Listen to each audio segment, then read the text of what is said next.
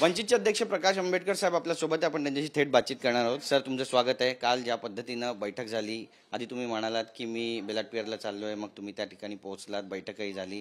नेते म्हणतात की चर्चा सकारात्मक झाली. नेमकं काय घडलंय? सत्य जनतेला ऐकायचं. असे मला त्यांनी जिथे बोलवलं तिथे मी गेलो. बॅलेट पियरला पहिल्यांदा सांगितलं, आम्ही निघालो बॅलेट पियरला. नंतर निरोप आला की 4 सीझनला, मी 4 सीझनला गेलो. त्याच्यामुळे आम्हाला सर तो इश्यू नाही आहे, कुठे आहे कुठे नाही आहे त्याच्यामध्ये. ते म्हणत असेल सकारात्मक तर आम्ही म्हणतो सकारात्मक. का इश्यू आमचा नाही आहे, इश्यू त्यांचा आहे. आणि त्यांचा इश्यू असा आहे की शिवसेना आणि काँग्रेस यांच्यामध्ये 10 सीटांवरती अजून तालमेल झालेला नाही.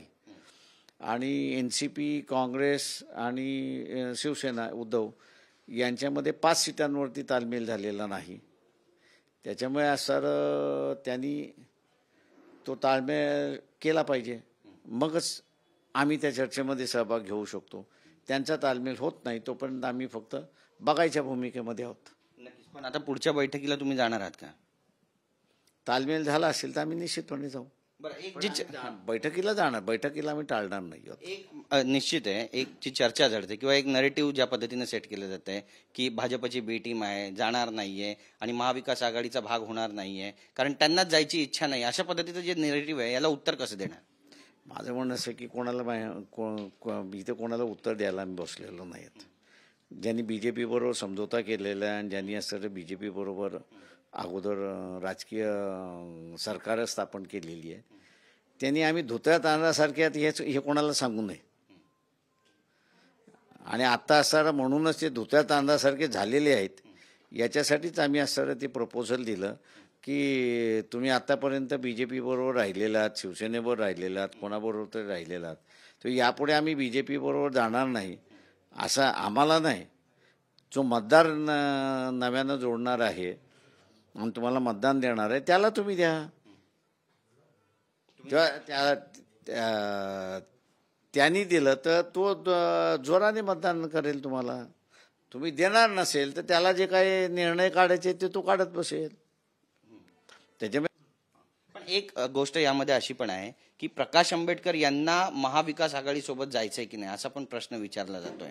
ते विचारणाऱ्याला काही विचारेल, विचारण्याला काही विचारायला लागेल. त्याच्यामध्ये जायचं की न जायचं पक्षाने ठरवलंय. आम्हाला जायचं नसतं तर आम्ही बैठकीला गेलो नसतो. प्रश्न त्याच्यामुळे असं त्यांना घ्यायचं नव्हतं हे अगोदर पहिल्यांदा स्पष्ट होतं. त्यांच्या पायाखालची माती सगळी घसरली तेव्हा त्यांनी ते आता घेत आहेत म्हणून म्हणतात आहेत. आता आम्ही जायला लागल्यानंतर आम्हाला दिसायला लागलं की त्यांचंच घर आतून जळायला लागलेलं आहे. त्याला आम्ही काय करणार आहोत? आम्ही बघितलं कालच्या याच्यामध्ये आम्ही बैठकीमध्ये बघितलं की बाबा आम्ही त्यांना सांगितलं की तुम्ही तुमचं मिटवा, हे 15 सीटांचा फैसला लावा, आम्ही आहोत तुमच्याबरोबर. आपण किती जागांवरती लढण्यासाठी काही प्रयत्न करताय? राजकारण डिस्कस करत नसतो. Thank you very much. एक शेवटचा प्रश्न आहे, एक महत्वाचा प्रश्न आहे.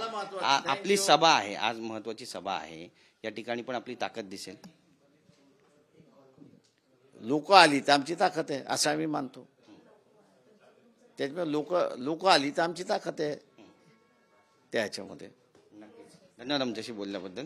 Camera person Santosh Girish Gaikwad, TV9 Marathi, Mumbai.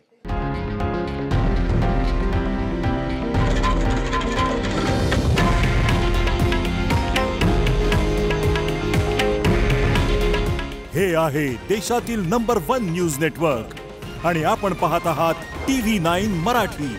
काळजी तुमची, हित महाराष्ट्राचं.